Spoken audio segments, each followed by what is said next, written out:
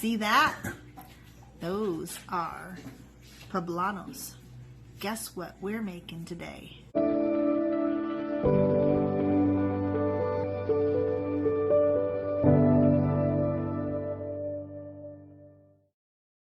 We're making chile relleno. And it's going to be the real stuff, the real authentic chile relleno. I'm excited. I can't wait. And Denise over here is helping. We are frying. Well, what are we? We're not frying them, are we? We're like just trying to take the skins off, right? Yes. So there we go. What you're doing next?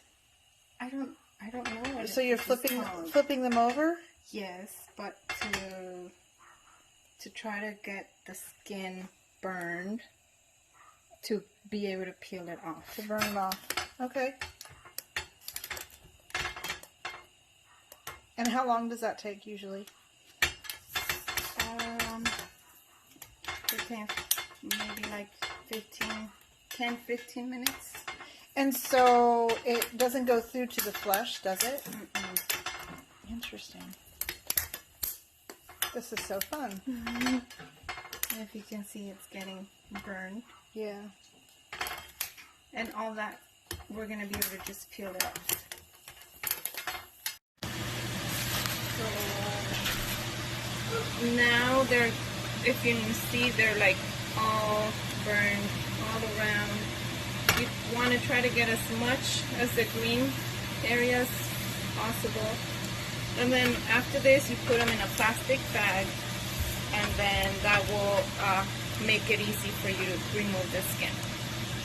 Oh. Wait, you put it in a plastic bag and you like, what, shake it around? No, just leave it in there for a little bit while you finish the rest.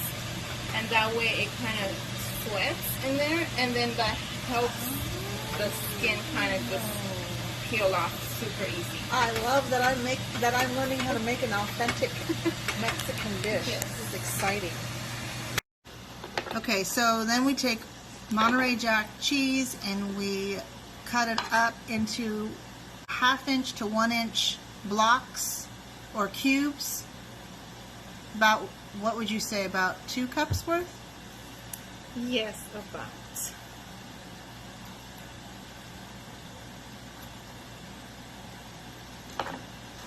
Okay, what were you saying now about the chilies? Okay. You don't want it to sweat too much? Yeah, not too much, because then the flesh will get too flimsy. See, like this one's already opening. Yeah. And then it'll be hard to stuff. And it'll be too hard to stuff? Okay. And so you just take it off with a paper towel? With the paper towel or your fingers. Oh, kind of similar to when I do mushrooms, I use a paper towel and it kind of takes off the outer skin of the mushroom. Yes. So something similar to that. Yes. See? And so, oh, lovely. You can see all the skin is off. So I guess I get what you mean by making this dish is a lot of work. Mm-hmm. It's a lot of work and tedious, but at the end it's delicious. So yummy and delicious. Absolutely. Okay, so explain to me what you're doing with why you're wearing gloves. Okay, so I am wearing gloves because this is a pepper and they're usually spicy.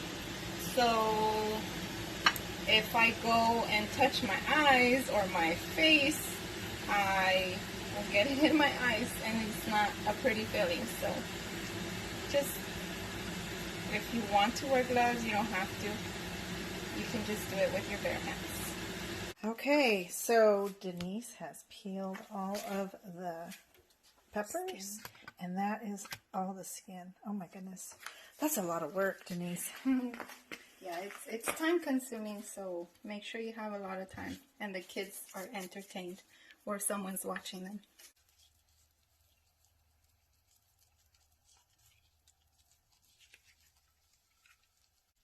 That one looks like it has a split on the other side too. Oh, yeah, it does. Guess it was in the bag for a little too long. Now this one, you can feel the back of it. It's like kind of flat, and when you rest it on your hand, you feel it's a good spot.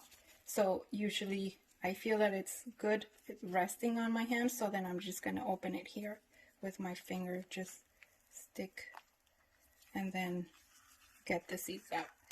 And I'm doing that because when you go to stuff it, it's just going to sit nicely Flat on the flat surface. So you want the flat side down, and Yeah. so anything that might be bubbled up or kind of in a weird way, that's not going to be facing the dish. Yeah, and it just makes it easier for you to stuff the pepper.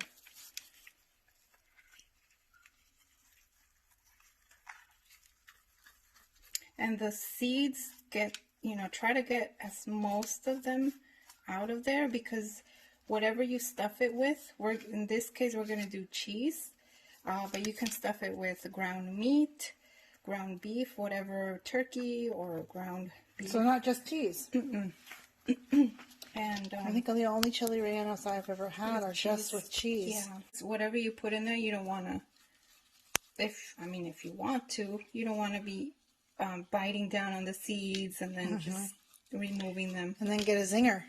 Zinger hot spice, like, Yes. woo! Yes. Spicy!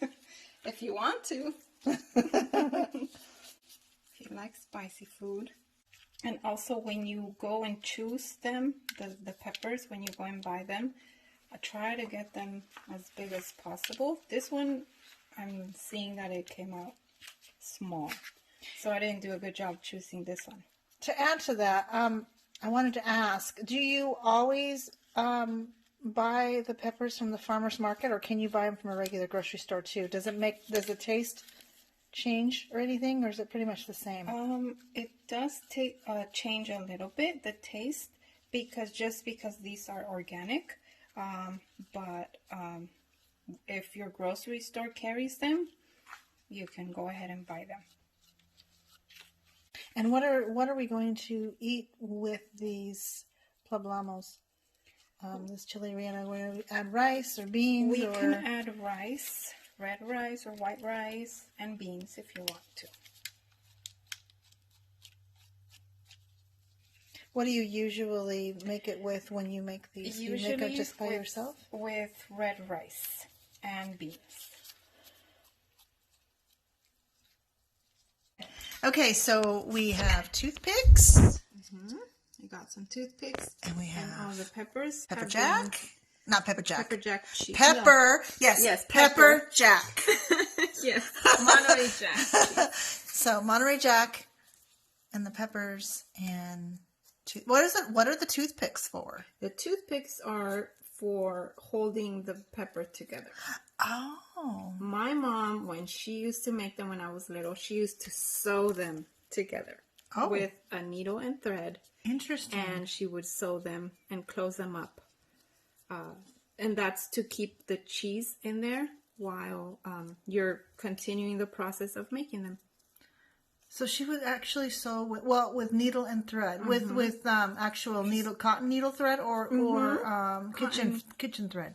Cotton needle. Wow. And so you're gonna stuff them. You can cut up the cheese any size that you want,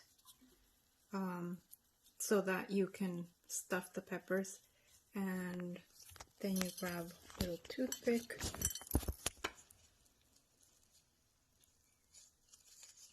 See, the flesh is a little flimsy, but we're gonna make it work.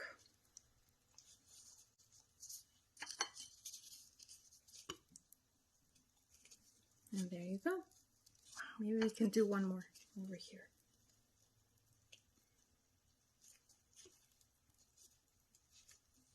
In there.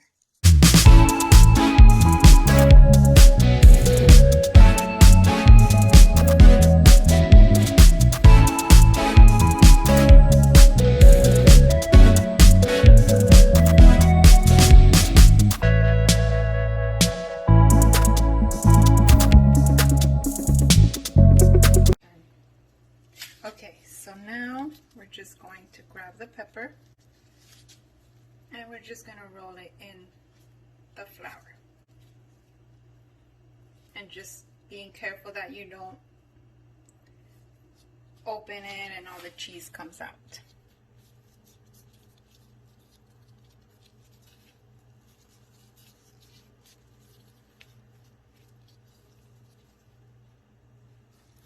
And we're going to do that to each and every single one.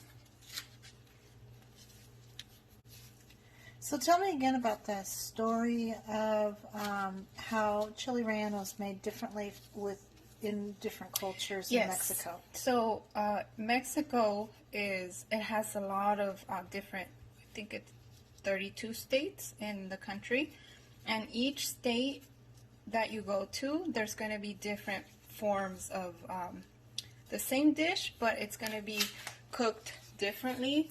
And there are different places that if you go, you're going to have different methods of preparing chile rellenos, depending on the state that you go to. And so since my mom is from the state of Michoacan, this is the recipe that she learned. So I'm thinking this is the traditional Michoacan style way of making chile rellenos.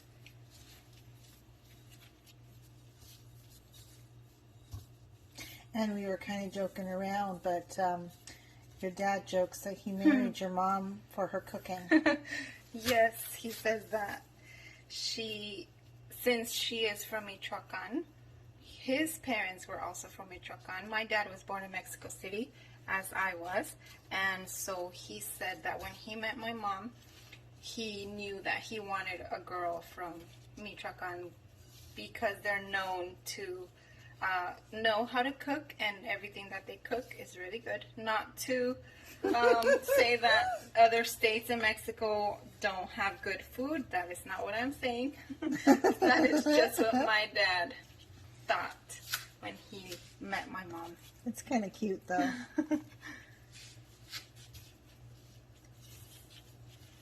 And you were mentioning earlier about some people have made chili relleno with pomegranate. Yes. One time I was watching, several years ago when I was younger, I came upon a movie called Like Water for Chocolate. Maybe you have seen it. And it just caught my attention that the way the movie starts out with them preparing chile rellenos. And the first time I watched it, I had never seen that method of making the chile relleno. So to me it was awkward and weird, and I asked my mom why they were making them that way, and she just explained to me that it depends what part of Mexico they're from. So then that may be the reason why they're prepared differently. And in that movie you can see them making them and preparing them. I believe they put ground meat in them, and then they put pomegranate, and they sprinkled them with pomegranates when they serve them on the plate. And also, all the cheese fell out. We'll save that one for last. Yes. And the way I'm making them, this step is frying them. And after the frying, I'm going to be making a tomato sauce and putting them into the tomato sauce, which is the traditional Michoacan way. And that's why I was saying you can also make the tomato sauce and then pour the tomato on top of the pepper once you serve it on the plate. So it all depends on what you guys like to do. Do you always use Monterey Jack for the cheese to stuff, or can you use another type of cheese? You can use any type of cheese. My mom would make it with Monterey Jack, or she would also use sometimes queso fresco, which is a Mexican type cheese that you usually find in Mexican grocery stores or in some big chain grocery stores here in the United States. It all depends. What other Mexican dishes does your husband and family favor? We like to make mole, a traditional sauce made out of different peppers and different spices. That's a very traditional I would love dish. to learn how to make that. And that one is also depending on what part of Mexico you're from, you're going to know and you're going to make it differently. I've made it once. Don't you make it with chocolate, right? With it depends. Cocoa? Sometimes, yes. We don't usually put chocolate in, which is where my mom is from, Michoacan. It's usually more peppers and spices. But there are, I believe more in southern Mexico, they do use chocolate in it. Okay, so now we are getting ready for the egg batter. I don't know how to do this with one hand. You don't know how to do it with one hand? Okay, let me show you how it's done.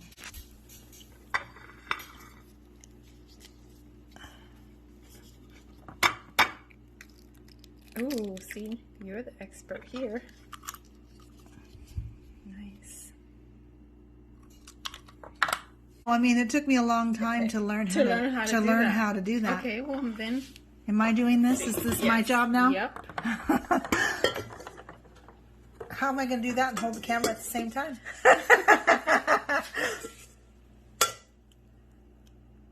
So people can see how much of a pro you are. See? Ooh. There we go. Pro. I don't know. I don't know. So why are we separating the eggs? Okay, so we are separating because the egg whites is what is going to be the batter and it will rise. And if we put egg yolks in there from the beginning, it will not rise. So we are separating them and saving them because eventually we will put them in there and just fold it in there. We won't mix it together. Do you use this method then for other breaded items? No, it's just for this.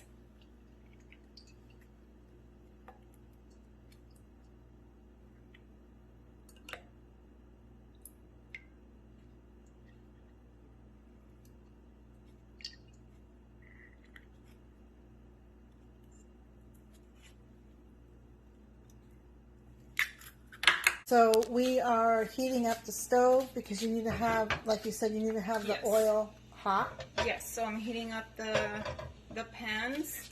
In the meantime, that I am going to make the batter. Okay. For the chiles. Okay. I'm gonna turn it on. Like a medium setting. That way it starts mixing, and it's just the whites. And it's gonna start to just turn white, and you know it's gonna be ready when it starts to peak at the top. Kind of like when you're doing peaks for lemon meringue pie. Yes.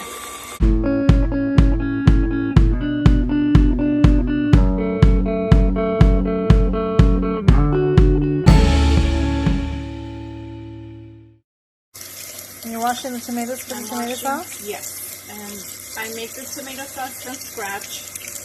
This is usually an important step for to get a great tasting flavor.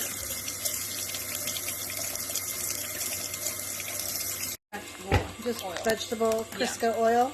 Yeah. The corn oil? Yes. Can you use olive oil or avocado oil? Does it have to be a vegetable oil? It doesn't have to be vegetable oil, but I know that if you heat up olive oil, it can be smoky. Yeah.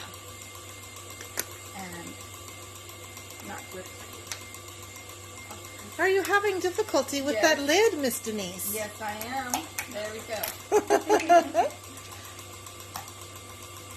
Okay, so I'm gonna pour in the oil, and it should be plenty oil.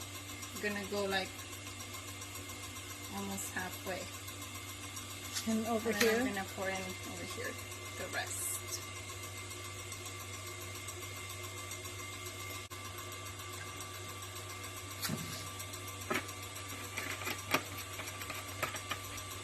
How are we doing over here on this? It's getting nice and foamy, but not ready. Not quite. No, not those peaks that we're looking for yet. So we have 2 plates over here with paper towels, so that when we take the peppers. I'm just going to say peppers because I have a problem with it. Say, Peter Pepper, pick a peck of pickle peppers. Say that 5 times fast. And so we will dip them in there, and then when they're done frying, we'll put them over here to lay out. How are we doing over here?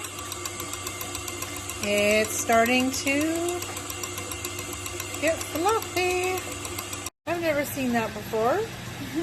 You just put that in there? That's how you check to see if the oil's ready? It's ready. I usually put the tip of the spoon and it starts to bubble so that you know that it's ready. That is very cool. That one's still almost ready. Not quite though. Look at that. So this has been on for maybe what? How long? Maybe 10 minutes? 10 minutes about, yeah. I'm just going with the spatula around it too. It's almost done. It's starting to cook. Yeah.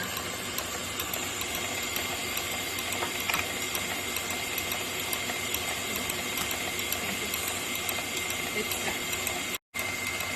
I'm just gonna pour in the egg yolks all at the same time.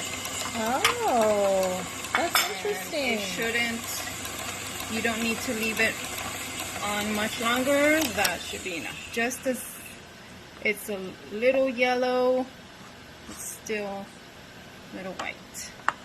Wow. Such a detailed process. Mm-hmm. For 30 minutes or an hour and just come back and do it because it's going to be gone. So you have to do it quickly. Yes. I don't know what that is. Egg white?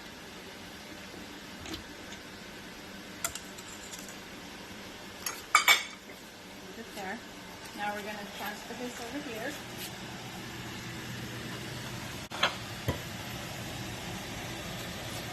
Get the cheese. Okay, so what you do is you take the poblano, and then you stick it in here. Oh, wow. And because it's so fluffy, you try to get the batter all as much as you can on it. How messy is that? Yes, it's very messy. Now you put it in to fry. And you do a couple minutes on each side. Do another one. New way of using batter. Yes, and then you gotta make sure you cover all of it. All of the pepper. No wonder we needed so many eggs. Yes. You know, I'm glad we added the other 4 eggs because yes. I think you're right. I don't think we would have had enough. Yeah. And then it So takes you a want while. to use about 13 eggs. So we've got 13 poblamos, so we wanted 13 eggs. So it's approximately 1 egg a poblamo. Hopefully we'll have enough. If we don't have enough, then we know it is more than that. Yeah. But it should be. It's better to be safer than sorry, Yes, right? Yes. Because it's, as you saw, it takes a long time to get it to peak, and just you can't just whip up more egg and get it ready. And I'm going to say this again. I'm so glad that we're documenting this because I think I would have forgotten half of what you've taught me today. Now, oh my gosh, my spoons are not falling. This one's falling apart. Do you have a slotted scoop? No? This I really want to use this one. Use whichever one you feel is right. Okay, so now this part you can take some oil and just pour it on top. And as you can see, half of it is already done on this side. So I'm gonna go ahead and flip it. And that kind of just seals in the dough so that when you do flip it, it doesn't come off. Yes, correct.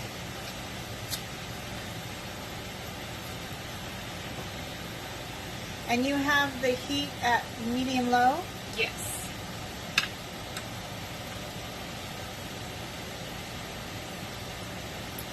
And there it is. It's nice and golden. Oh my goodness. Brown on that side. So you can see the... And they're huge. Yeah.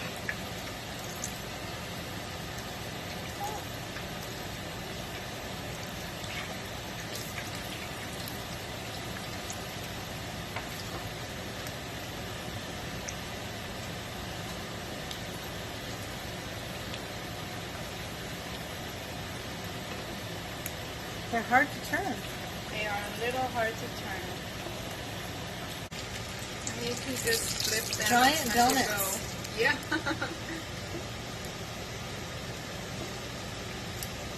But that's interesting. I never knew about the egg whites and fluffing them up the way you showed me.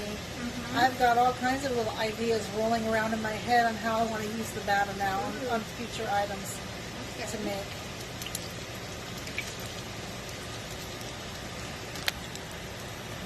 It's like making cake.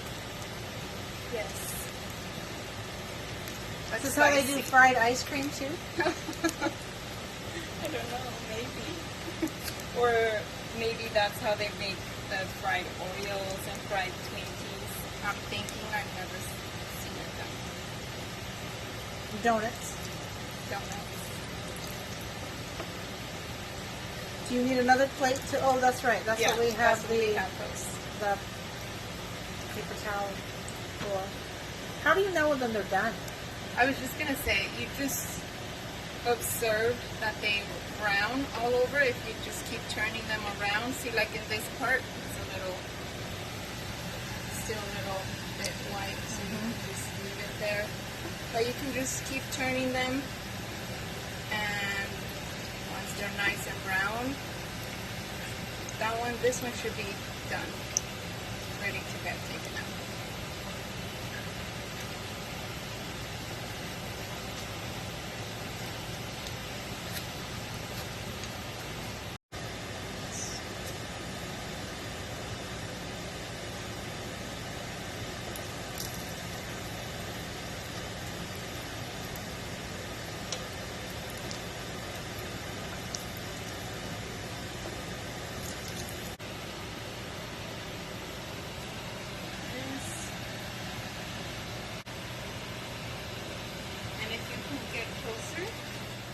You can see how it's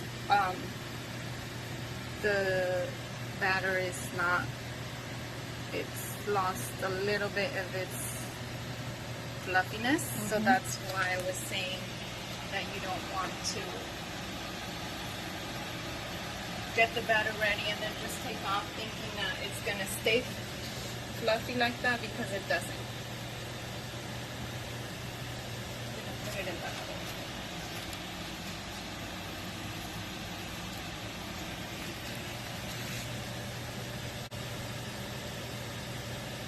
And it's getting watery now. I see. Do you save the batter for something else? Usually if I have extra, I just pour it in there into the hot oil and make something like, kind of like that one. Little treats. And sometimes if the kids find it a little too spicy for them to eat, then I just give them one of those.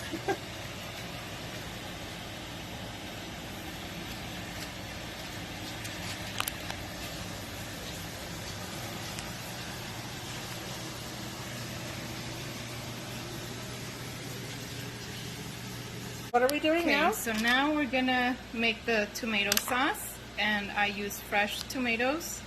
Just gonna chop them up and put them in the blender. So since we made about 13 peppers, I'm gonna use 4 tomatoes. Okay.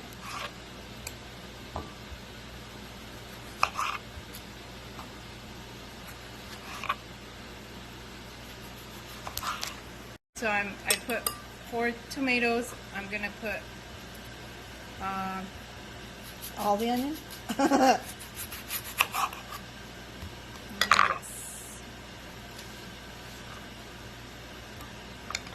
And then I have here about 3 cloves of garlic. Okay.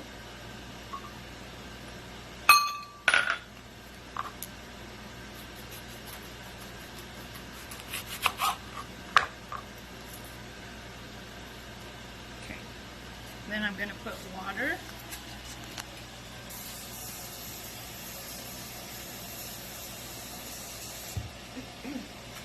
Oh, so you fill it up about half? Mm-hmm. Okay. So cover it. And then just blend it.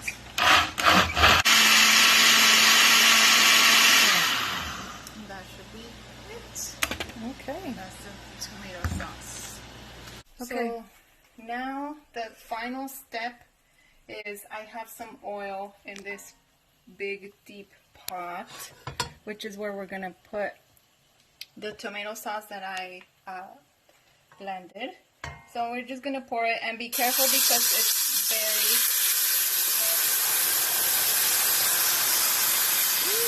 It is bubbly. And what is the temperature you have it on? Medium low?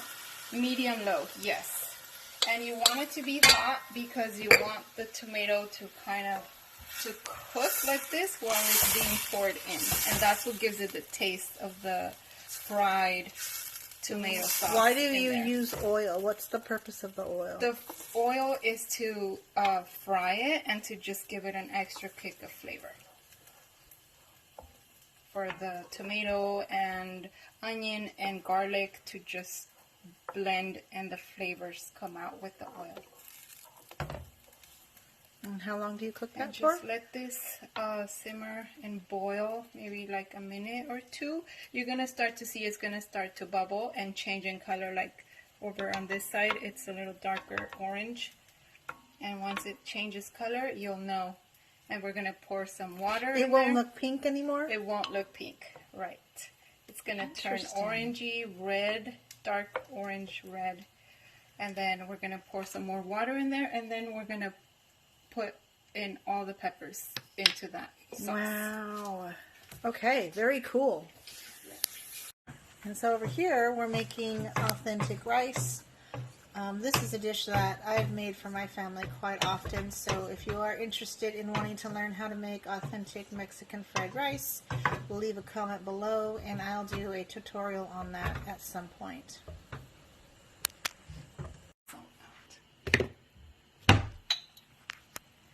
Okay, so it's bubbling. Yes, and you can see it's bubbling and it's changing colors.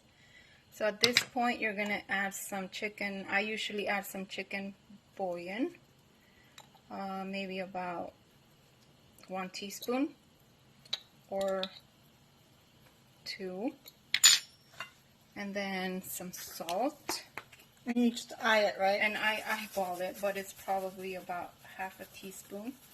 And you can just add more or less as you taste it.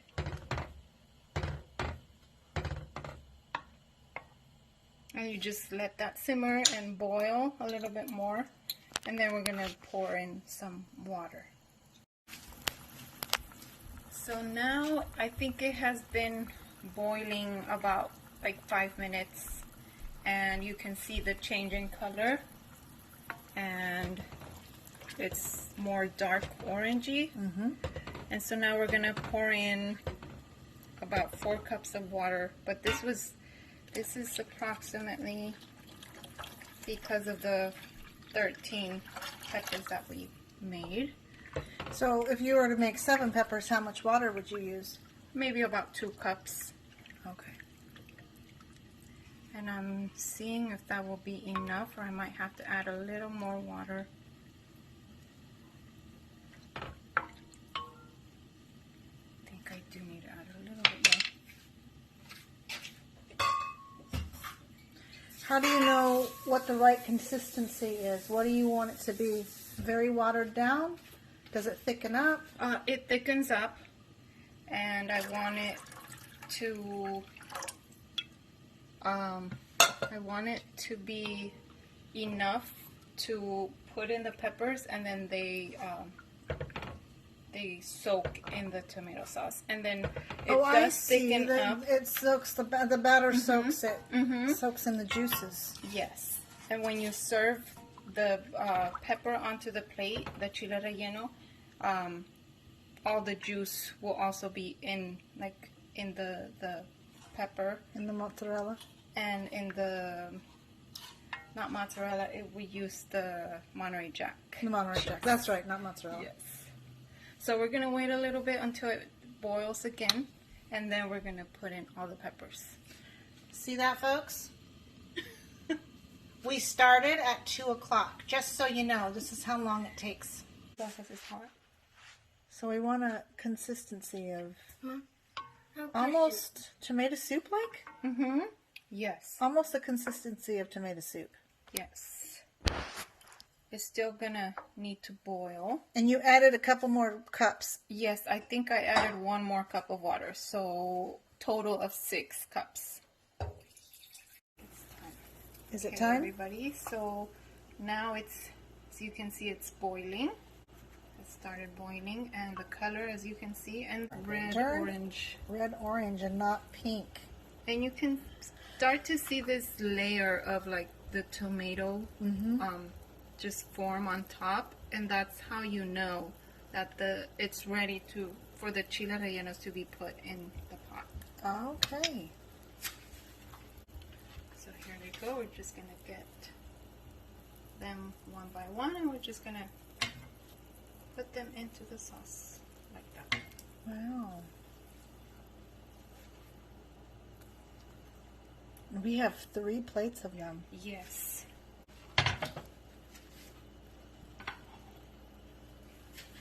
It's not. You need a bigger pan or pot.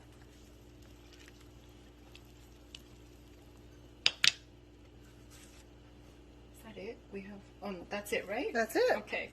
And there you go. There's space on the bottom because they all float to the top, and that's normal, but just try to push them down a little bit carefully with your spoon. Oh my goodness.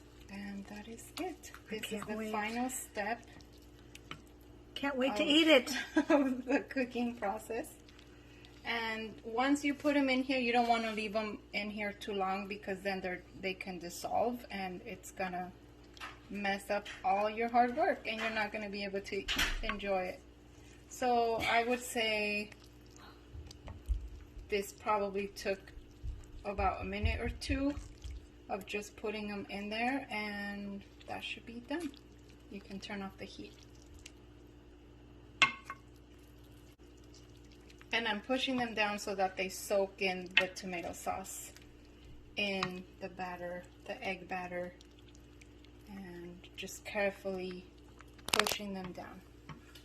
Do you save the obviously it's not going to all soak up all that liquid. So do you save that liquid for something later? No, when you serve it on a plate, you take the pepper, and then you also get some of the sauce and pour it into the plate as well. Okay. Okay, so now we're gonna serve up some rice. And some chile relleno.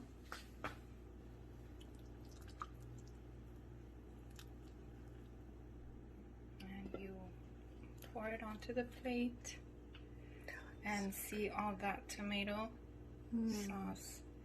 You pour it on top. That looks so good. And that is your chile relleno. That looks so good.